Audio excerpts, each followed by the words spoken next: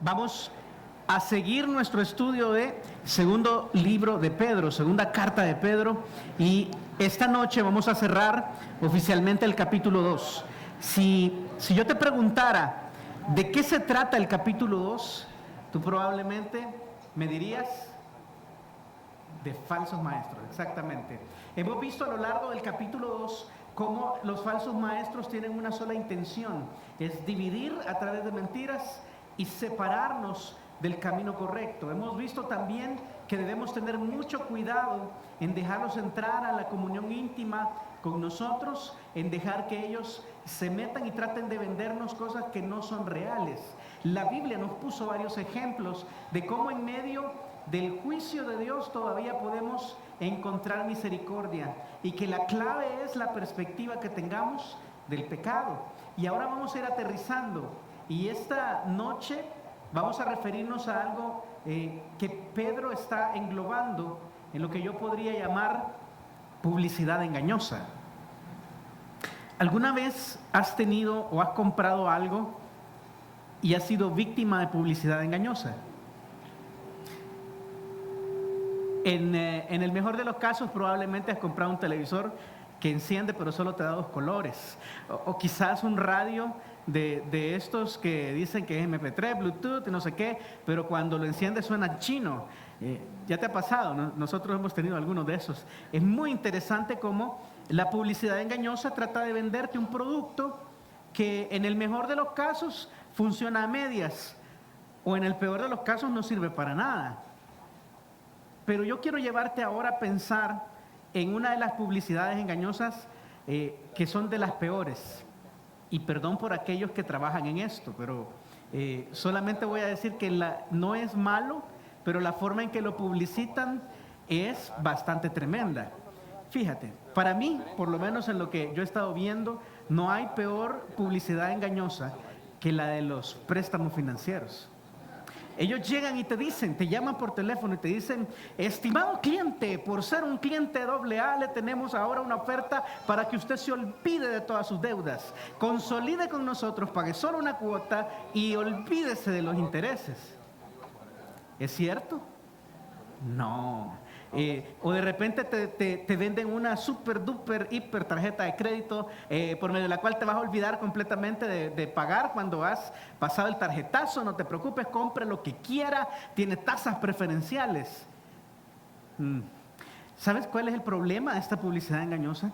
Es que si uno no tiene cuidado en llevar su récord, en tener un presupuesto, en ser ordenado con sus finanzas, esto no solo no te va a servir, sino que va a darte exactamente lo contrario de lo que te vende. Te dice que vas a tener libertad financiera, pero si no tenemos cuidado y no pensamos bien lo que hacemos, tenemos exactamente lo contrario, nos complicamos más. Queremos salir de deudas y adquirimos una peor, etcétera. ¿Sabes qué es? Yo creo que lo que Pedro nos va a enseñar en este pasaje es precisamente esto. Publicidad engañosa. Los falsos maestros van a venir a ti con una propuesta. Y la propuesta es que seas libre de las ataduras de ese cristianismo religioso pesado que te vuelve aburrido, y lo que están vendiéndote realmente es esclavitud. Las propuestas de la carne, que son presentadas por los falsos maestros, buscan que seas el esclavo de la carne nuevamente. Y a muchos de nosotros, vamos a ser honestos, salir de esa esclavitud ha sido una lucha terrible. Aún estamos en medio de ella, como para volvernos a meter en el mismo lugar de donde venimos saliendo. Precisamente eso es lo que Pedro nos va a enseñar y nos va a recordar en estos últimos pasajes, en estos últimos versículos del capítulo 2. Él nos va a enseñar a través de un par de ejemplos y recordando algunas cosas que él ya dijo, cómo son estos falsos maestros vendedores de falsa libertad. Y esta noche yo te quiero invitar a que no te conviertas en un prisionero de la falsa libertad, que en el fondo y detrás de toda esta falsa libertad lo que hay es pecado. No te vuelvas esclavo del pecado, no te vuelvas su presa, porque si nos dejamos engatusar y si decimos que sí a la llamada telefónica del pecado a nuestra vida, vamos a tener que pagarla durante mucho tiempo, al igual que algunos productos financieros. ¿Qué te parece si buscamos en nuestra Biblia el capítulo 2 de la segunda carta de Pedro, en su versículo 17. Y si ya lo tienes, regálame un fuerte amén, por favor. Muy bien, vamos a orar. Antes que cualquier otra cosa, inclina tu rostro y acompáñame orando. Padre, te damos gracias por tu misericordia, porque esta noche nos permites estar juntos en este lugar con toda libertad para escuchar tus palabras, Señor. Yo te pido que el mensaje que ahora nos mandes de la Escritura sea aplicable a nuestra vida, que podamos ver como un espejo las necesidades y las decisiones que debemos tomar, Señor, para poder seguir el camino que tú nos has trazado. Ayúdanos, Señor, a decir que no a las propuestas de falsa libertad. Ayúdanos a abrazarnos y a ver claramente de qué se trata el regalo y la herencia increíble que nos has dejado en Jesucristo. Te amamos, te bendecimos y nos ponemos en tus manos esta noche esperando que nos hables al corazón en el nombre de Jesús. Amén. Lee conmigo, por favor, versículo 17. Estos falsos maestros, como hemos venido estudiando, son fuentes sin agua y nubes empujadas por la tormenta, para los cuales la más densa oscuridad está reservada para siempre. Pues hablando palabras infladas y vanas, seducen con concupiscencias de la carne y disoluciones a los que verdaderamente habían huido de los que viven en error. Les prometen libertad y son ellos mismos esclavos de corrupción, porque el que es vencido por alguno es hecho esclavo del que lo venció. La Biblia nos va a enseñar 3 claves. Yo veo ahí 3 claves para no ser presa del pecado. La primera de ellas es: nunca compres esclavitud disfrazada. Ellos van a venir probablemente un día a tu casa, van a tomarse un café contigo y te van a decir: yo oí que tú no estás completamente de acuerdo con lo que se enseñó en el círculo de vida aquella noche. Y yo creo que tienes razón, fíjate. Yo creo que lo que tú pensás tiene más razón que lo que el hermano enseñó. Y yo te quiero invitar a que salgamos. O quizás vengan a tu trabajo y de repente aparezcan en la puerta de tu oficina vestidos de falsos maestros y te dicen: mira, necesito que me firmes este papel. ¿Y qué es esto? Nada, vos firmarlo, ¿verdad? No preguntes, te vamos a dar comisión. No me suena, ¿verdad? Esto no me suena como algo legal. No te preocupes, que no has leído vos en la Biblia que dice que hay que hacerse amigos de las riquezas injustas. Suena bonito, ¿verdad? Suena bien. Pero en el fondo, lo que ellos están tratando de hacer es torcer algo que tú tienes claro para llevarte por otro lugar, aduciendo o diciendo, argumentando que lo que tú tienes ahora es muy poquito y puedes aspirar a más. Pero mira cómo lo describe el pasaje. Comencemos por la descripción. Dice: estos falsos maestros son fuentes sin agua. Cuando nos dice fuentes sin agua, yo quiero llevarte a una experiencia de estas que probablemente has tenido en la vida. Estás jugando un partido de fútbol, andas caminando abajo del sol en pleno verano en San Miguel, por ponerte una idea, y ves a lo lejos, con una sed increíble, como te puedas imaginar, y ves a lo lejos un pequeño chorro, de estos bebederos. ¿Te acuerdas que antes había en los parques nacionales, había chorritos? En otros lugares tenías un oasis, apretabas un botoncito y salía un chorrito bien bonito y metías la boca, ¿te acuerdas? Pues miras uno de esos, con el calor que está haciendo, las suelas de tus zapatos se derriten, se pegan. ¿Alguna vez se te han pegado al asfalto los zapatos? Terrible. Llegas, apretas el botón, abres la boca y estás esperando ese chorro de agua refrescante y lo único que oyes es un... No hay agua. ¿Cómo te sientes? Ni te cuento, hermano. Exactamente. Número 1, fuentes sin agua. ¿Para qué sirven? De nada. Pero número 2, un poco más triste. El no tener agua en la Biblia o en la aplicación que estamos llevando, hablando de la vida espiritual, es un sinónimo de no tener a Jesús. ¿Cómo así, hermano? ¿Te acuerdas que él le dijo a la samaritana en el pozo de Jacob: el que bebiere de esta agua volverá a tener sed, pero el que bebiere del agua que yo le daré no tendrá sed jamás, sino que el agua que yo le daré será en él una fuente de agua que salte para vida eterna. Tener agua es sinónimo de tener a Jesús. Entonces, no tener agua es otra reconfirmación que estos falsos hermanos, estos falsos maestros, son incrédulos, no tienen nada por dentro. Y entonces su vida es un poco más triste. Yo sé que hemos hecho una serie de advertencias en esta serie, sobre todo específicamente en el capítulo 2. Son 4 mensajes que están advirtiéndonos constantemente a estar alertas. Pero esta noche yo quiero hacer algo más, yo quiero llevarte un paso más adelante. Es cierto, debemos cuidarnos de los falsos maestros. Ellos buscan hacernos presa para hacer mercancía, para aprovecharse de nosotros. Pero yo quisiera que demos un paso más a la perspectiva que Dios tiene de ellos. Pobrecitos. Qué terrible condición. Dice que son fuentes sin agua, inútiles, vacíos. Y también dice que son nubes empujadas por la tormenta, a donde el viento las mueve y están para todos lados. Hoy están en este lugar, luego están en otro. Están en un trabajo, luego se cambian, están en una iglesia, pasan de CDB en CDB en CDB y hasta cuidando de ti. Y es hombre, ¿verdad? Todo prueba, todo prueba. Y no se siente en paz con nada. Es tremendo porque lo que tienes ahí es una persona que es completamente inestable, una persona insatisfecha. Y ya vimos que no importa cuánto tengan, siempre quieren más. Es una condición bien terrible. Y no solo eso, sino que mira lo que dice después: para los cuales la más densa oscuridad está reservada para siempre. La oscuridad, fíjate, es una de las condenas más comunes que vemos en la Biblia de aquellos que han sido separados de la gloria de Dios. ¿Cómo así? El lugar definitivo, el infierno definitivo en la Biblia se llama el lago de fuego.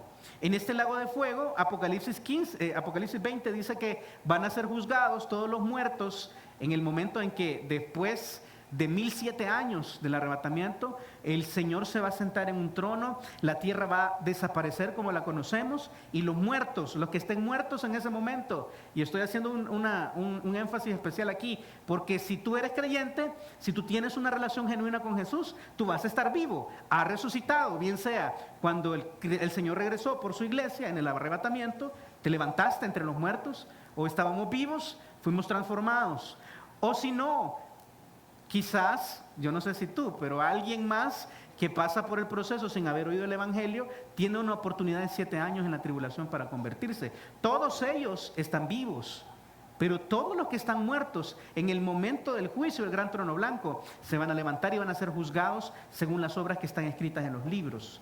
¿Qué libros son?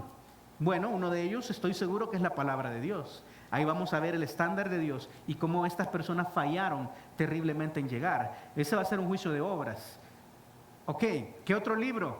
Sabemos con certeza que hay otro libro que se llama el libro de la vida del Cordero, porque el que no se encontró escrito en el libro de la vida del Cordero fue echado ¿a dónde? Al lago de fuego, muy bien.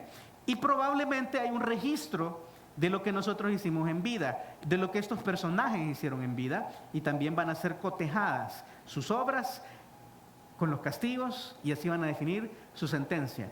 ¿Por qué estoy contándote todo esto? Porque este infierno definitivo, a donde hay un lago de fuego que arde con azufre, también es un lugar oscuro. ¿Y cómo es eso según la física, hermano? Yo sé que si tú eres un poquito conocedor de la física, sabes que la combustión, es decir, el fuego, produce luz. Pero este fuego es diferente, porque la Biblia dice en Primera de Juan capítulo 1 y capítulo 2 también habla acerca de una metáfora muy poderosa. Él dice que Dios es luz, que en Él no hay ningunas tinieblas. Entonces, cuando dicen que la más densa oscuridad está preparada para ellos, quiere decir que ese punto a donde ellos van a estar la eternidad, para siempre, es el lugar más alejado de la presencia de Dios, más alejado que cualquier otra cosa. ¿Y qué tan malo va a ser estar en lo oscuro? Fíjate que hay algunos experimentos muy interesantes. Yo te animo a que los busques en internet. Y estos experimentos dicen una cosa bien tremenda. Dicen que el ser humano no está diseñado para permanecer en la oscuridad. Es una de las cosas que más le afecta a todo nivel. O sea que, hermano, ¿y los ciegos cómo hacen? Definitivamente los ciegos tienen cierta percepción de la luz. Pero cuando hay algunos experimentos donde han tomado grupos de personas y los han metido en cuevas profundas, cuevas de kilómetros de profundidad, los meten ahí y apagan la luz. Ay, hermano, pero a mí me gusta dormir en lo oscuro. Yo he tapizado todo mi cuarto y he cerrado hasta el último hoyito donde no entra nada de luz. Pero no me vas a dejar mentir, siempre hay algo de luz en tu cuarto. Tienes tu celular cargando porque no lo apagas toda la noche. Tienes el despertador, siempre hay algún tipo de fuente de luz. Las cortinas nunca son perfectas, siempre hay algo, ¿verdad?, que entra. Pero estas personas entraron en este lugar y fueron privadas completamente de la luz. ¿Sabes qué es tremendo? Después de 2 minutos, el cerebro comenzó a funcionar raro. Comenzaron a oír cosas, comenzaron a imaginarse cosas y comenzaron a entrar en un estado de histeria. Después de 5 minutos, sus mandíbulas se había trabado por toda la experiencia sensorial y estaban comenzando a volverse locos. A los 7 minutos tuvieron que encender la luz porque nadie aguantó. ¿Qué te dice esto? La lejanía física de la luz es tremenda.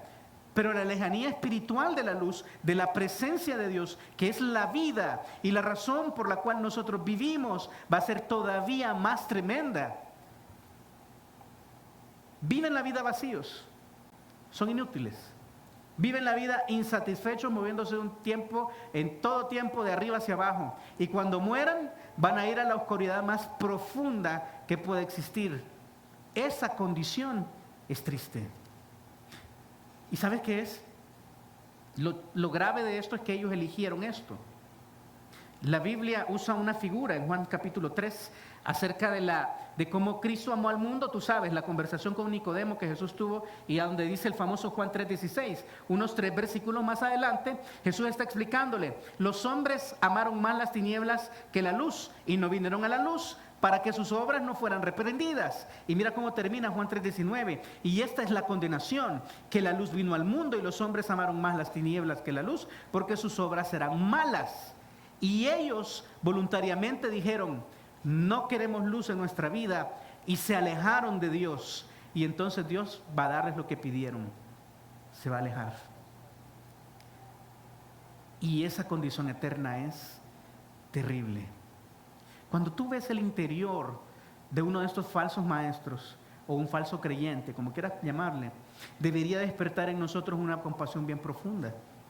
Están vacíos por dentro, son esclavos de lo que creen que les da la libertad y van destinados a un lugar terrible, donde su gusano nunca muere ni el fuego nunca se apaga. Es un lugar, yo no sé, fuera de toda descripción.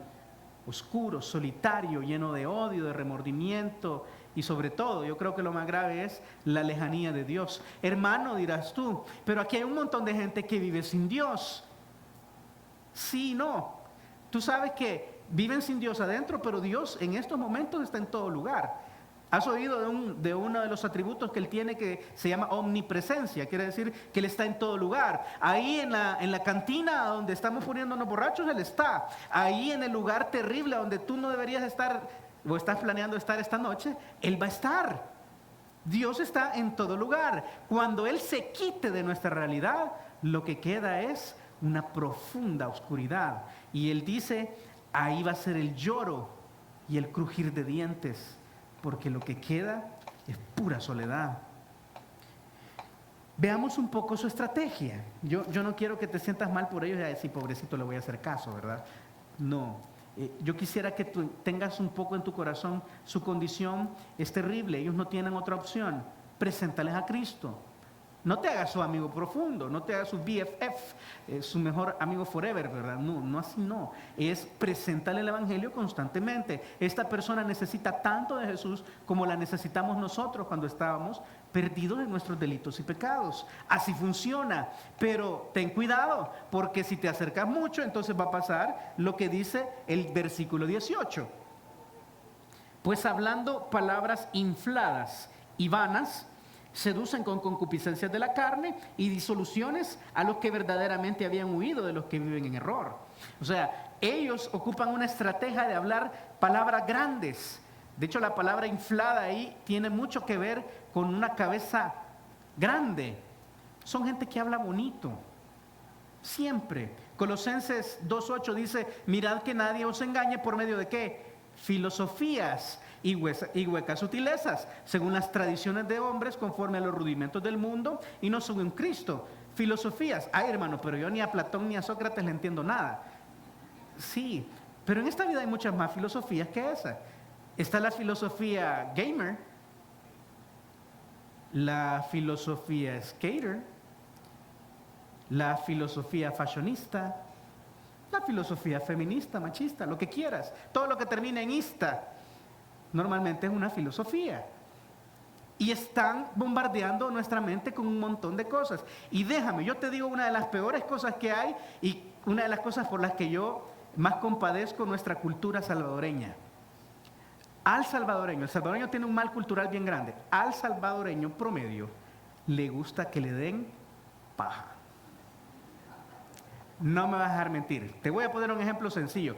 Llegas a un almacén donde está lo que andas buscando una camisa, por ponerte un ejemplo, una camisa bonita con un buen precio razonable, pero el tipo que te atendió parecía que estaba más preocupado en la hora del almuerzo que de ti. Te dices, ¿qué va a querer? Nada, ya me voy. Y te vas ofendido. Llegas al almacén número 2, la misma camisa, 3 veces más cara, pero llega una persona que te dice, dígame qué puedo hacer por usted. Anda buscando una camisa. Como no, mire, esta es de lino francés, se talla perfectamente a su cuerpo, no necesita plancharla. Qué bonito se le queda, mire cómo le talla, qué barbaridad. ¿Qué vas a terminar haciendo? 3 veces más caro, lo vamos a pagar porque nos gustan los buenos vendedores. ¿Por qué las pupuserías en un lado se llenan y otras no? Si a veces es el mismo sabor. Venga, amor, pase por favor. Mire, no quiere más curtido. Y la otra es como, ahí va la orden número 47. Es un problema, ¿sabes por qué? Porque nos gusta la gente que habla bonito. Y a veces, solo a veces, casi siempre, las personas que más bonito hablan, que más adjetivos pueden mencionar, palabras rimbombantes, llegan y lo que traen es un montón de nada. Palabras infladas y vanas, es decir, están infladas y están vacías. Como cuando llegas a la panadería y uno mira acabando de salir la bandeja de pan francés, crujiente por arriba, suavecito por abajo. Cuando lo tocas y agarras el pan francés, le hace inflado de aire. Exactamente eso es. Las cosas que estos falsos maestros, que estos falsos hermanos te van a decir suenan bien, parecen verdad, pero cuando comienzas a probarlas y a ver un poco más hacia adentro vas a descubrir que están vacías. ¿Cuál es la estrategia entonces? ¿Cómo es que logran tomarnos presos y nos pueden engañar? No es solamente por lo bonito que hablan, sino que porque ellos buscan una sola cosa. Ellos buscan usar un anzuelo. Y este anzuelo nos lo describe bien el versículo 18, hablando palabras infladas y vanas, seducen, ¿con qué? Con concupiscencias de la carne y disoluciones a los que verdaderamente habían huido de los que viven en error. Es decir, ellos van a ocupar algo en nosotros, no de ellos, en nosotros existe algo que se llama concupiscencia. Y es la capacidad de ver, planear, sentir el pecado antes de realizarlo. ¿Y a dónde sucede todo esto? Los costarricenses dicen, en la jupa, en la cabeza. ¿Cómo así? ¿Sí o no? Llegas a la refri de tu casa, abres la refri y te das cuenta que tu hermano menor ha dejado el pastel de chocolate de la piñata de hoy. Un pastel de chocolate relleno de caramelo con un fudge riquísimo de una panadería que te encanta. Tú ya te comiste el tuyo. Eres gordito como yo, acéptalo. Y te comienzas a imaginar, este ni le gusta el chocolate. Voy a agarrarle un pedacito. Y agarras con la punta de tus dedos un pedazo, te lo pones en la boca y el chocolate se derrite. y tus neuroreceptores reciben la teobromina del chocolate y comienzan a ponerse locos. Y entonces cuando menos sientes, ¡pum!, tienes todo el pastel adentro. Pero ¿qué pasó? Primero, viste el pastel, lo codiciaste, te acercaste, pensaste de una manera en que no se dieran cuenta y cuando fue demasiado tarde, te lo comiste entero. Exactamente así funciona la concupiscencia. Estos personajes tienen una capacidad increíble de descubrir algunas cosas que son nuestra debilidad. Algunas veces, ¿sabes por qué es terrible? Porque como hemos tenido y hemos estado cerca con ellos, nosotros mismos les hemos contado cuál es nuestra debilidad. Ay, hermano, usted no se imagina cómo tengo un problema con el chambre. Y adivina qué te lleva la siguiente vez que se reúne contigo. 10. Brother, vos no sabes qué problema tengo yo con las hermanitas. Te toma el brazo y lo primero que dice, mira, ya conoces a la fulanita, te la voy a presentar. Exactamente. Hablan bonito, tratan de justificar su estilo de vida y luego te llevan a un lugar a donde saben que vas a ser tentado, porque nuestra carne así es. Y entonces dice Tito 3:3, porque nosotros también éramos en otro tiempo insensatos, rebeldes, extraviados, esclavos de concupiscencias y deleites diversos, viviendo en malicia y envidia, aborrecibles y aborreciéndonos unos a otros. Pero esto es pasado. Ya huimos de ahí. Ahí dice, ellos han huido verdaderamente de los que viven en error. Pudimos salir de ahí. No regresemos, no dejemos que nos invada los apetitos de la carne y que podamos caer en esta oferta de falsa libertad. Ellos van a decir, no te preocupes, si se puede. ¿Quién ha dicho que no puedes tomarte una copa de vino? La Biblia prohíbe la borrachera, ¿verdad? Amén, sí, amén. Es cierto. La Biblia no prohíbe que tú puedas tomar una copa de vino. Amén, sí, amén. Es cierto. Pero sabe que tú has pasado por un proceso de recuperación de alcoholismo. Y que poner una copa de vino enfrente es como poner una pequeña mecha que va a reventar una terrible bomba que va a hacer nuevamente regresar a donde estabas. Eso también sabe. Cuidado, cuidado cuando están tratando de justificar algunas licencias permisibles para vivir ciertos estilos de vida que son peligrosos para nosotros. No para ellos, para nosotros. Huye de ahí. Dice 2 de Pedro 1, 3-4, que ya lo vimos, como todas las cosas que pertenecen a la vida y a la piedad nos han sido dadas por su divino poder, o sea, tenemos todo en Jesús, mediante el conocimiento de aquel que nos llamó por su gloria y excelencia, por medio de las cuales nos ha dado preciosas y grandísimas promesas, para que por ellas llegaste a ser participantes de la naturaleza divina, habiendo huido de la corrupción que hay en el mundo a causa de ¿qué? De las concupiscencias. Ya no salimos de ahí, ya no regresemos más. Lo tenemos todo en Jesús. Él nos ha posibilitado que huyamos de eso, salgamos corriendo y no volvamos a ver atrás. Porque algo que debemos recordar continuamente es que la salvación es un cambio de lealtades. Es un traslado de amo. Y esto quiere decir que nunca vamos a ser completamente libres para hacer lo que queramos. Simplemente nos cambiamos de sometimiento a otro señor. Te lo explico rapidito solamente para hacer un punto. Fíjate, cuando llegan y te dicen libertad, libertad, puedes hacer lo que quieras, lo que está diciendo realmente es vuelve a ser esclavo del pecado. Todos nacimos en la familia del diablo. Lección 1 de Crece, ¿te acuerdas, verdad? Todos nacimos ahí desde que papá Adán y mamá Eva se equivocaron. Todos venimos ahí. Hay una sola forma de salir de una familia y caer en la otra, que es a través de la fe en Jesús, ¿verdad? Él nos saca de una familia y nos pone en otra familia completamente diferente. Pero para hacerlo, Él debió pagar un precio, que es su muerte, su sangre. Él pagó el precio del pecado y dejamos de ser sus esclavos del pecado para volvernos, ¿qué de Jesús? Sus siervos. ¿Saben lo interesante de la palabra siervo en la Biblia? Doulos quiere decir esclavo. Lo que hizo Jesús fue comprarnos a nosotros para ponernos en otro lugar con mejores condiciones, pero seguimos estando bajo la autoridad de un amo. No es ya soy libre, siempre salvo, ya puedo hacer lo que yo quiera, porque cuando yo me muera, al cielo me voy. Cuidado con esa forma de pensar. Hemos pasado de someter y ya estar bajo el yugo de este terrible amo. El pecado es un mal amo. El pecado te lleva por un montón de condiciones que le dan un momento de placer a tu carne, pero te las cobra caro. ¿Sí o no?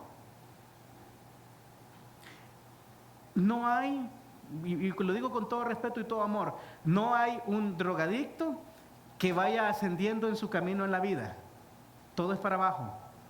No hay una persona que practique la infidelidad que se sienta plenamente feliz con sus nuevas relaciones. Todo va para abajo. No hay codicioso que llegue a alcanzar lo que quiere. Todo es para abajo. Es deterioro, es deterioro, es deterioro. El pecado es un mal amo. Dios, Jesucristo, es el mejor amo que hay. Porque a pesar de habernos pagado y a pesar de tener todo el derecho de obligarnos a hacer lo que Él dice que debemos hacer, Él nos da una opción.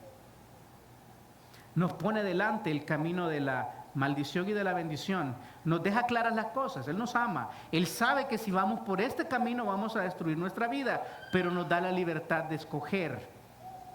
Y ahí es como decían nuestras abuelitas antes, ¿verdad? ¿En qué caballito que querés venir, amor? Usted decide. ¿Por qué estoy diciendo esto? Porque todos tenemos un dueño. La Biblia dice claramente en 1 Corintios 6:19, ¿o ignoráis que vuestro cuerpo es templo del Espíritu Santo, el cual está en vosotros, el cual tenéis de Dios y que no sois vuestros? Porque habéis sido comprados por precio, glorificad pues a Dios en vuestro cuerpo y en vuestro espíritu, los cuales son de Dios. Nada de lo que tenemos es completamente nuestro. Todo lo ha pagado el Señor y estamos viviendo en su casa, en su templo.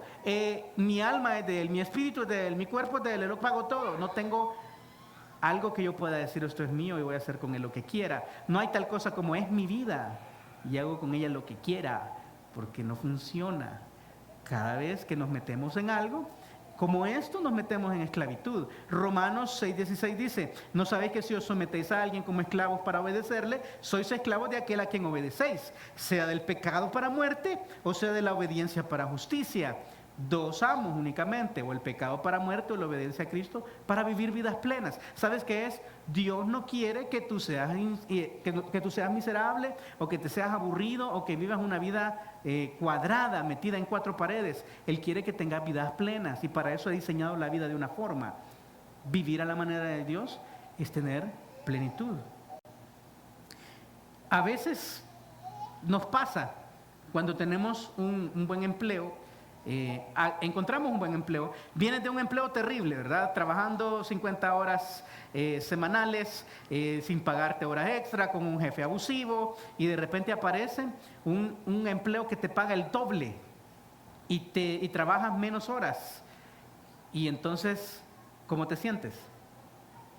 Qué bueno, ¿verdad? Hay un problema también con eso. Si te pasas un mejor empleo donde te pagan más, a veces uno tiene la impresión de que póngale aguacate, ¿verdad? Vivamos como vivamos y ahora tenemos más dinero y voy a estar más libre y yo voy a poder hacer lo que quiera. ¿Funciona así?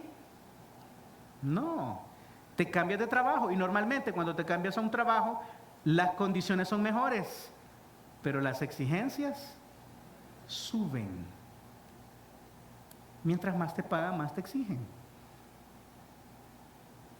Esta sensación de habernos cambiado de amo a veces puede causar que nosotros nos equivoquemos, pero no nos equivoquemos.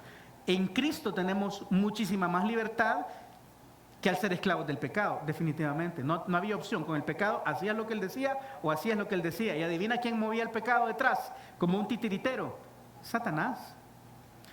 Pero debemos someternos a la perfecta voluntad de Dios y aunque a nuestra carne no le guste, deberíamos vivir la vida a la manera que Dios la diseñó. Hacer lo contrario solamente nos vuelve a poner bajo un yugo de esclavitud viejo.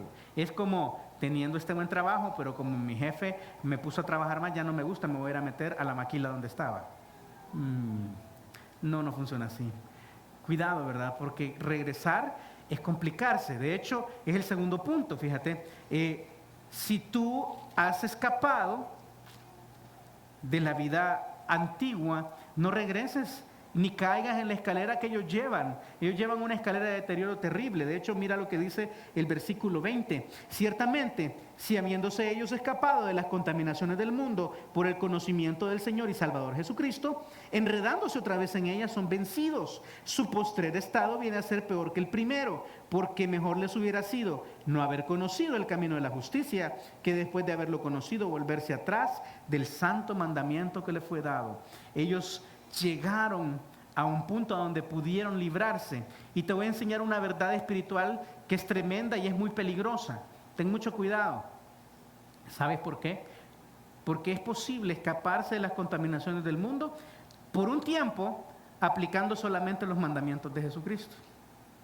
Muchos, y voy a decirlo con un poco de precaución aquí, muchos de los programas de 12 pasos y de programas que secularmente están tratando de sacarte de un problema de adicción, aplican muchos conceptos bíblicos, pero solo los conceptos. Por un tiempo ellos se pueden escapar. Y míralo como lo dice el pasaje. Dice, ciertamente si habiéndose ellos escapado de las contaminaciones del mundo, ¿por medio de qué? Del conocimiento del Señor y Salvador Jesucristo. Ellos conocen quién es Jesús, conocen de Jesús, conocen la Biblia, la aplican y logran salir. Pero el problema es que nada adentro ha cambiado. Y entonces cuando vuelvan a regresar, es peor. Una de las bases importantes que uno debe saber es que para ser salvo primero debemos arrepentirnos. Te voy a poner 2 ejemplos de la Biblia solo para que lo pienses. Vino Juan el Bautista, antes que Jesús apareciera en la historia. Tú puedes encontrarlo ahí en Mateo desde el capítulo 2 y en Juan también desde el capítulo 1 apareció Juan el Bautista. Y él tenía solamente un trabajo que hacer, era preparar el camino para el Señor. Y él predicaba así, Mateo 3, del 1 al 2 dice, en aquellos días vino Juan el Bautista predicando en el desierto de Judea y diciendo, arrepentíos porque el reino de los cielos se ha acercado. Él está diciendo, el rey está cerca, ya viene. ¿Qué hay que hacer? Es arrepentirse. Y lo bautizaba. ¿Qué significaba el bautismo de Juan? Él bautizaba a la gente que decía, tiene razón, yo soy pecador y por eso hoy me identifico con los pecadores y me bautizo como alguien que necesita ser salvado. Pero nada más. El bautismo de Juan no era suficiente para salvación. De hecho, la segunda parte de la predicación es que detrás de él venía uno cuyo calzado él no era digno de desatar, que les iba a bautizar con Espíritu Santo y fuego. ¿Te acuerdas, verdad? ¿Quién es ese uno que venía detrás?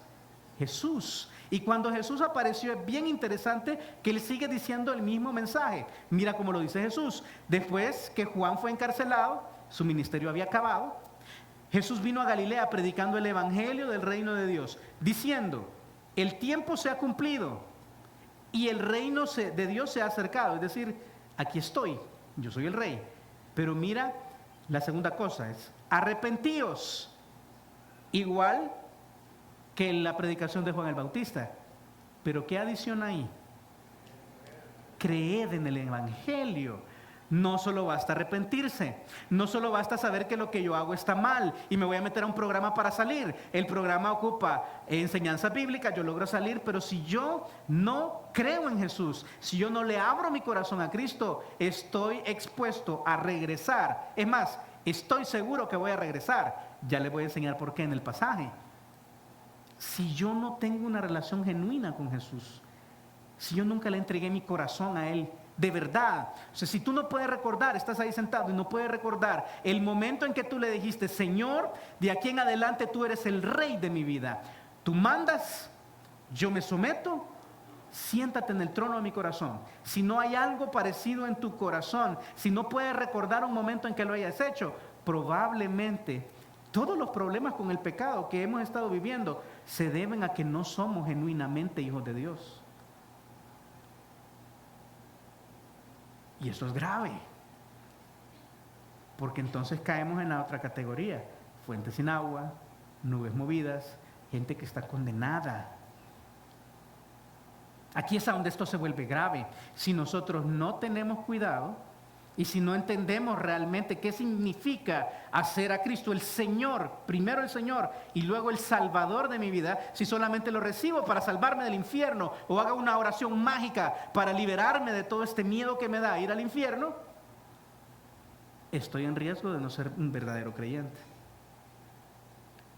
Es tiempo de entregarnos a Él sin retroceder. Mira lo que dice Hebreos 13, el 38 al 39. Mas el justo vivirá por fe. Y si retrocediere, no agradará a mi alma. Pero nosotros, hablando el autor de Hebreos a los creyentes, nosotros no somos de los que retroceden para perdición, sino de los que tienen fe para preservación del alma. Los falsos creyentes vienen, algunos levantaron su mano aquí, recibieron a Cristo, se bautizaron en ese bautisterio, pero no tomaron la decisión de abrirle su corazón a Jesús, de entregarse a su voluntad.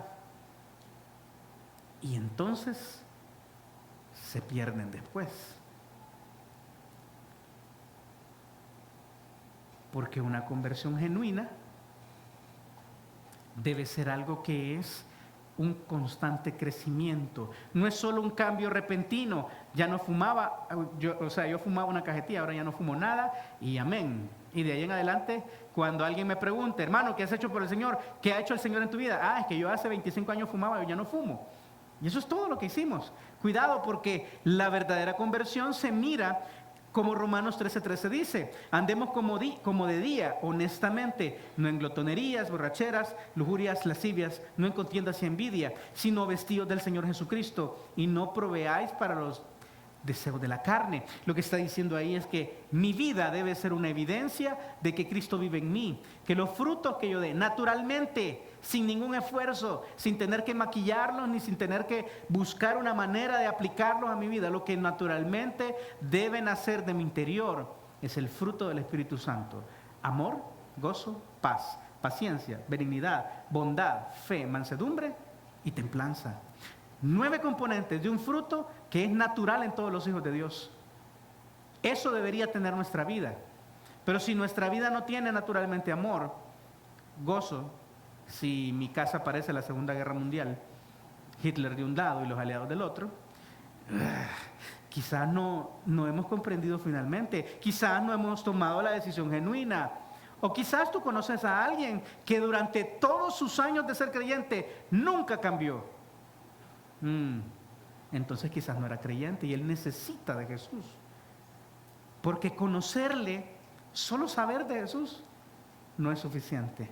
Vente por favor a Romanos capítulo 1. Es uno de los pasajes más terribles de toda la Biblia, porque habla precisamente de gente a quien le quedó claro quién era Dios y decidió voluntariamente no obedecerle. Romanos capítulo 1, versículo 18. Te lo voy a leer rapidísimo porque es un pasaje largo y porque no quiero dedicarme a esto, pero es importante que lo entiendas.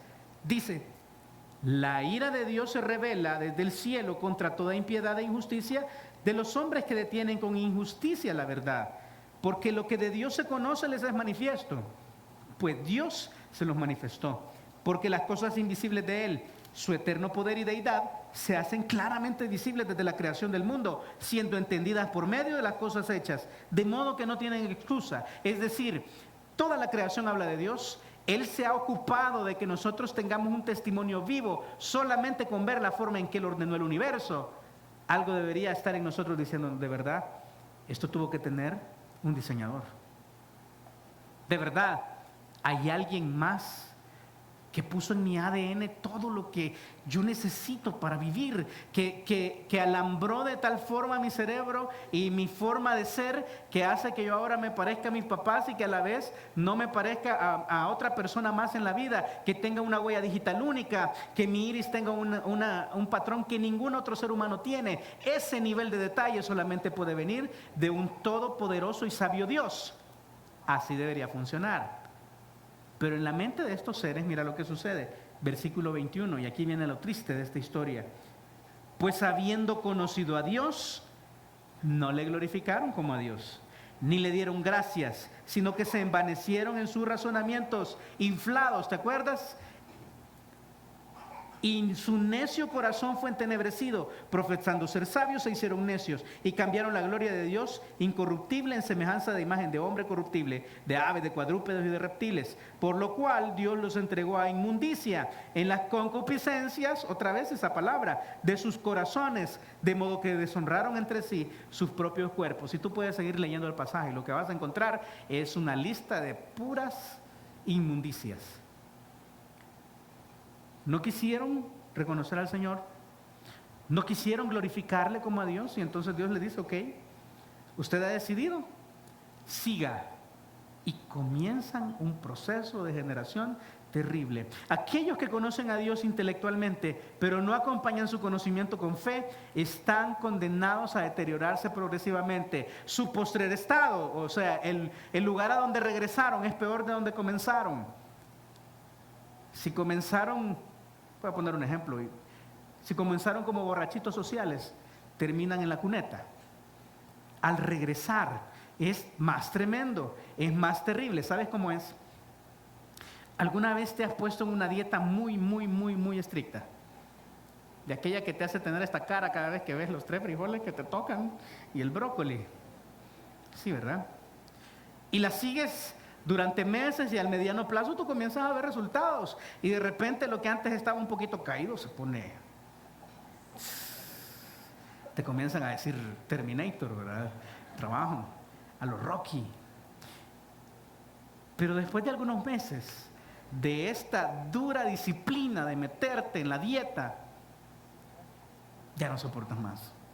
Ves a tus amigos que agarran la coca al litro y se la empinan, y llevas 3 meses sin tomar una gaseosa. Después que era almuerzo, desayuno, almuerzo y cena, tomabas cornflakes con coca. Y de repente lo cesas y te metes en esta disciplina. ¿Qué va a pasar? Pongamos un caso hipotético. Yo sé que a ninguno de ustedes les ha pasado. ¿Qué va a pasar el día en que esa barrera que has puesto, donde te gusta sentirte bien contigo mismo, ya no te cansa subir las gradas, y de repente todo el mundo te está viendo? ¡Qué bárbaro, hermano! Se está poniendo a lo Sansón. Bien. Pero tú sabes en tu mente que te encanta lo dulce, que eres un gordo de corazón. Y cuando pruebas, dices: no, un poquito me voy a comer. Mira, el pedacito ese que has dejado ahí, dame por favor.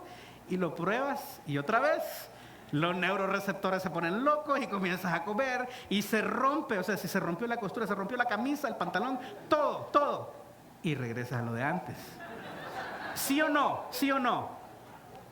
Entraste pesando 200 libras y terminaste pesando 250. Nunca regresas al mismo peso como comenzaste. Es peor.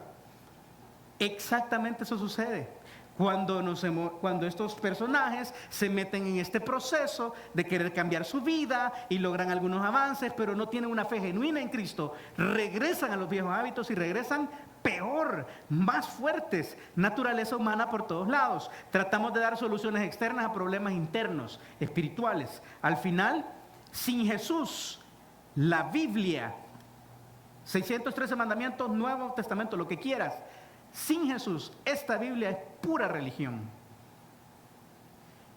Y la religión es una solución temporal. Y terminamos regresando al pecado. Con la misma intensidad, no. Más destructivo, más problemático, más intenso.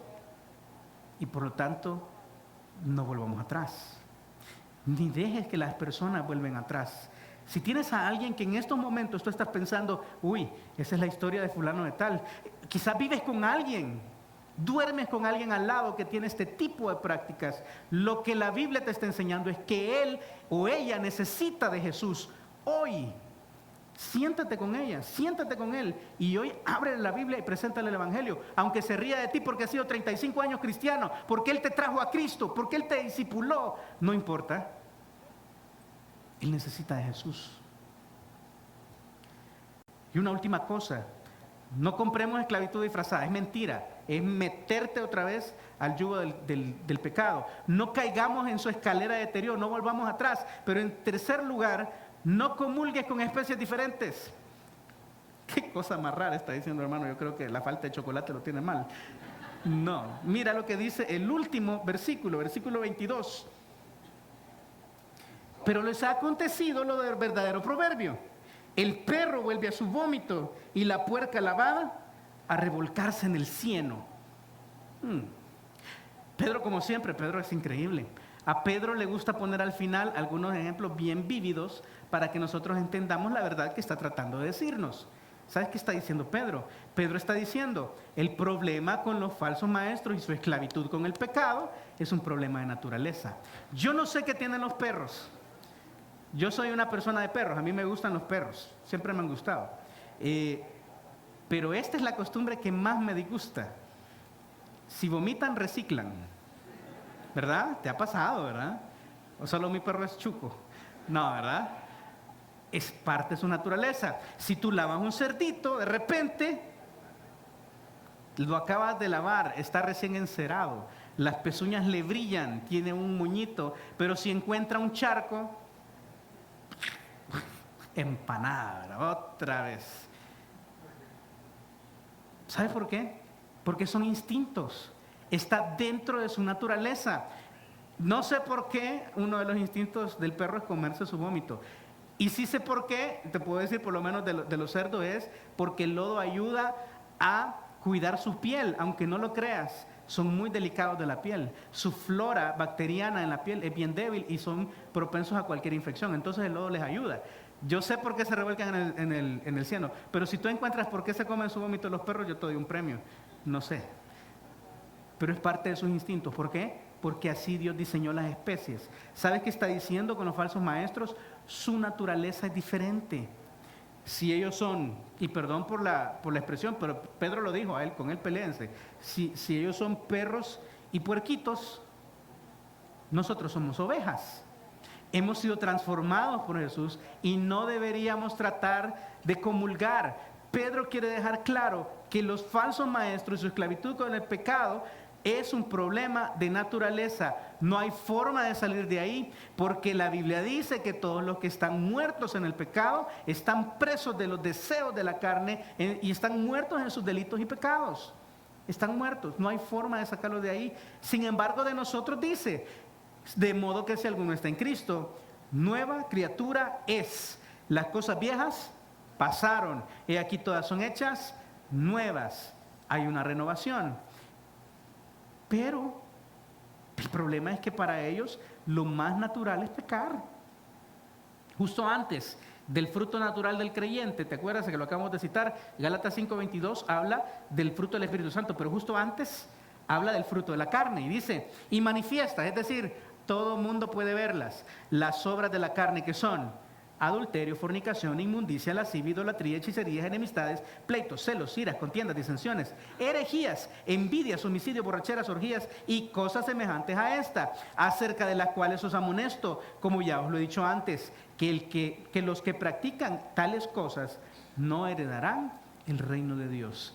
Es el fruto natural de la carne. Ellos no tienen otra opción. Lamentablemente no pueden salir de ahí.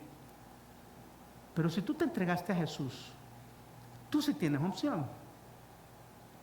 Tú sí puedes salir. Tú sí puedes desvestirte de este viejo hombre que andamos todo arruinado y podemos vestirnos de la nueva naturaleza que Dios nos ha dicho y que Dios nos ha regalado en su infinita misericordia. Efesios 4:24, vestidos del nuevo hombre creado según Dios en la justicia y santidad de la verdad. Es importante que dejemos todas esas viejas prácticas, que ya no seamos presos de ellos, y en la medida en que nos alejemos de ahí, vamos a parecernos más a Jesús, porque el problema es que las dos naturalezas están en guerra. Digo pues, andad en el Espíritu y no satisfagáis los deseos de la carne, porque el deseo de la carne es contra el Espíritu y el del Espíritu es contra la carne, y estos se oponen entre sí para que no hagáis lo que quisierais. En un creyente hay una guerra continua, siempre. Lo que tú sabes que está bien y lo que tú quieres hacer versus lo que tu cuerpo quiere y lo que te obliga a hacer. Es una lucha de la que ni Pablo se escapaba. Tú te acuerdas que él dice, ¿verdad? Miserable de mí, ¿quién me librará de este cuerpo de muerte? Porque lo que no quiero, eso hago. Él, el mejor cristiano de todos los tiempos, admite que hay una lucha. En nosotros hay una lucha, pero el problema es que en ellos, no. Qué terrible lo que anda haciendo. ¿Cómo puede hacer eso y no sentir nada?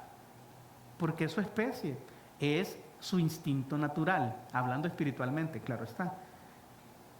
Así son, no hay forma. Y yo creo que de ahí es a donde viene la prohibición genuina del Señor, que nos dice que no debemos tener comuniones profundas con ellos. No os unáis en yugo desigual con los incrédulos, porque ¿qué compañerismo tiene la justicia con la injusticia? ¿Y qué comunión la luz con las tinieblas? ¿Y cómo se pueden llevar bien los perros y los chanchos con ovejas? No hay. Ay, hermano, pero qué aburrido. El Señor no nos deja tener novios que no sean creyentes, dirán los jóvenes aquí sentados. Exactamente, ¿sabes por qué? Porque todo lo bueno que tú quisieras de un noviazgo, ellos son incapaces de dártelo, porque es ir en contra de su naturaleza. Es en contra de su naturaleza poner la otra mejilla, es en contra de su naturaleza perdonar, es en contra de su naturaleza amar. Así lo dice Primera de Juan. Primera de Juan dice que el que no ama no es nacido de Dios y no conoce a Dios. Viceversa, que el que ama es nacido de Dios y conoce a Dios. Esto quiere decir que si esta persona no ha nacido de nuevo, es incapaz de amarte como tú te lo mereces. Nosotros decidimos. Porque, ¿qué pasaría si hacemos un experimento? Yo agarro una casa, la sello por completo y solo le dejo una entrada. Y luego dejo ir adentro de la casa a 50 perros. Acto seguido dejo ir a 50 gatos. Y luego le suelto a 100 ratones. Y cierro la puerta. ¿Qué crees que va a pasar en 24 horas? Abres la puerta y están jugando bingo. No. Están todos sentados a la mesa con una Coca-Cola y disfrutando. No. Son especies incompatibles. Son especies incompatibles. De la misma manera, enfrentarnos a la vida con una especie incompatible a nuestro lado es que nos va a fallar. Lo va a traicionar su naturaleza. Tarde o temprano, la puerca va a regresar al lodo y el perro va a volverse a comer el vómito. Lo que ya dejó atrás, lo asqueroso de su vida, va a regresar. No nos metamos en ese gran problema. Si ellos están en nuestra vida por alguna razón, preséntales a Cristo. Ellos necesitan de Jesús, pero no necesitan de tus amistades profundas. Ellos no necesitan de tu amor, ni que compartas con ellos tus secretos ni tus confidencias. Ellos necesitan conocer a Jesús y punto. No insistamos en creer que tener comunión con los esclavos del mundo sale bien. Es imposible. No es porque ellos no quieran, tampoco es porque Dios quiera una vida aburrida para ti, sino que simplemente no pueden, porque es una cuestión de naturaleza. Una última cosa, yo quisiera dejarte con un pensamiento ahora. Aquellos que tratan de venderte la idea de que viviendo una vida de pecado vas a ser libre, o los que quieren seducirte con algo que tú saben que te está afectando la carne, o los que quieren arrastrarte a una vida peligrosa para ti, ellos únicamente quieren tener compañía en ese lugar oscuro. No te quieren para nada bueno. No lo permitas. Dale a la gente lo que necesita, no lo que quiere. Esas personas necesitan a Jesús. Y si todos los días que ellos llegan con sus propuestas de libertad, tú lo que haces es presentarles el Evangelio, yo te prometo dos cosas. Número uno, en 2 o 3 intentos se van a arruinar y se van a cansar de ti y ya no te van a buscar. Te lo sacudiste. Y número 2, esa persona no va a tener excusa. No permitas que ellos te afecten a ti, aféctalos tú a ellos. Siente una profunda compasión por ellos. Ellos necesitan de Jesús urgentemente y tú tienes la clave. Si ellos están presos, tú tienes la llave. Esa llave se llama Jesucristo. No te canses de presentarlo. Y yo te animo hoy, en la noche, ve a la persona que tienes hoy en la mente y háblale de Cristo. Su vida puede cambiar. Vamos a orar. Padre, esta noche venimos delante de ti a agradecerte que eres bueno, que tu misericordia con nosotros ha sido tan grande, Señor, que no podemos contar todo lo grande que has hecho para nosotros. Cómo nos sacaste de esa vida perdida, cómo nos quitaste de la carretera de la muerte a donde corríamos, cómo nos restauraste hasta este punto. Y Señor, yo quiero darte las gracias y pedirte perdón por las veces que yo no he sabido apreciar lo que hiciste por mí, por los lugares y los momentos en la vida donde yo he estado tentado a regresar. Yo entiendo que esto no es tu voluntad. Y yo quiero tomar la decisión de alejarme de esas relaciones tóxicas que han estado envenenando mi vida con mentiras, alejándome de tu palabra y alejándome de ti. Quiero comenzar a caminar por el camino de tus planes, Señor. Quiero vivir la vida plena que tú me prometes. Yo me quiero someter hoy. Pero si tú estás en esta noche sentado en esta silla, pensando que no recuerdas si en algún momento tú tomaste la decisión consciente de entregarte a Jesús, si nunca le dijiste, Señor, reina en mí, si nunca le entregaste las llaves de tu vida, es probable que tú todavía no seas salvo. La buena noticia de esta noche es que tú puedes tomar hoy una decisión. No tienes que seguir viviendo arrastrado por el viento, vacío. Dios quiere darte un propósito, quiere darte plenitud. Lo único que tienes que hacer es abrirle tu corazón.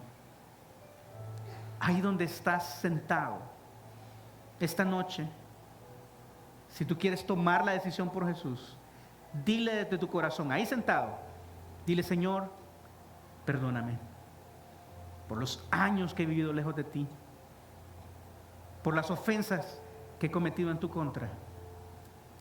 Lávame con tu sangre, Señor, y cámbiame. Yo te abro las puertas de mi corazón y te pido que en mí tú reines, que tú mandes, Señor, que me resucites de esta muerte en la que he vivido todos estos años, como tú te levantaste de los muertos. Te amo, Señor, y me entrego en tus manos.